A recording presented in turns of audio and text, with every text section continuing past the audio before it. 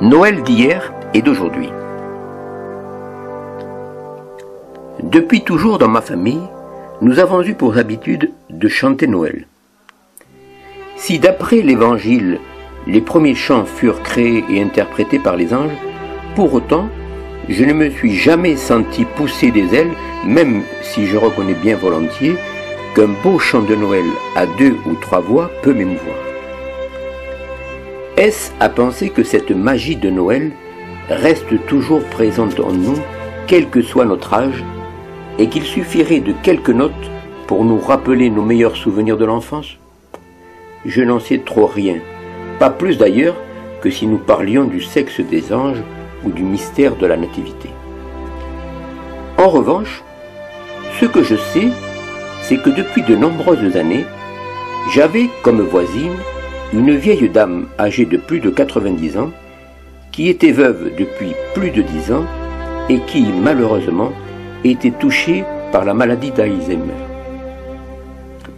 Avec mon épouse, nous nous efforcions de la surveiller discrètement dans ses allées et venues, car nous sentions bien, au fil des jours, qu'elle ne pourrait pas continuer à vivre ainsi pendant longtemps.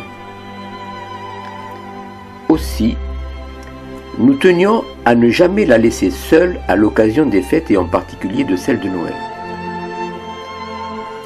On la sentait gênée par nos invitations et souvent, elle prétextait qu'elle n'avait pas faim ou pas envie de faire la fête.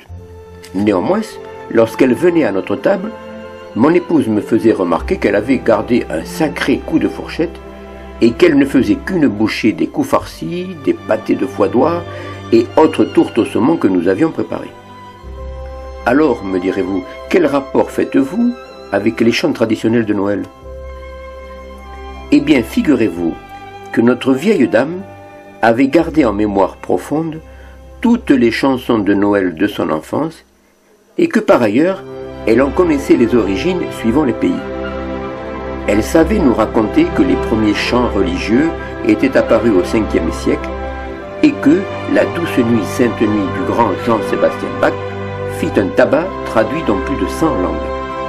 Par ailleurs, le petit Papa Noël, dans lequel un enfant s'adresse au Père Noël, fut et reste un grand succès populaire lorsqu'il est chanté par Tino Rossi.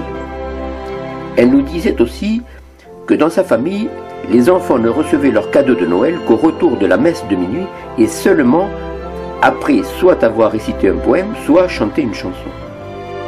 Nul doute que ce Père Noël aux couleurs de la boisson Coca-Cola n'était pas son préféré, mais tout compte fait, je finissais par me demander si, par hasard, elle ne lui préférait pas le bon roi René avec sa fameuse marche des rois sur le thème musical de Georges Bizet. Ainsi, au fil des chansons et des pays, nous avancions dans la nuit de Noël dans une tradition plus religieuse que commerciale, et lorsque la bûche avec ses petites bougies arriva sur la table, notre voisine nous prit la main et nous fit la bise de Noël en fermant les yeux. Inutile de vous dire que nous étions cette fois et à notre tour aux anges, et que il ne me restait plus qu'à l'accompagner pour traverser la rue et rejoindre sa maison.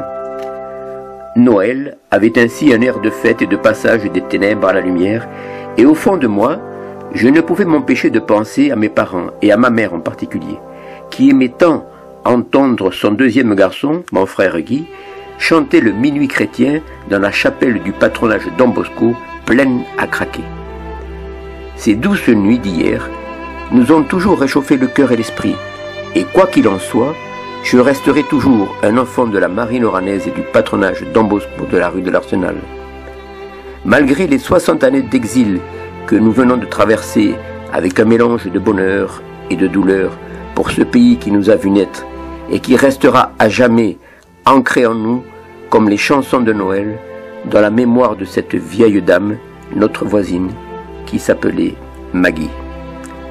Bon et joyeux Noël à vous toutes et à vous tous. René.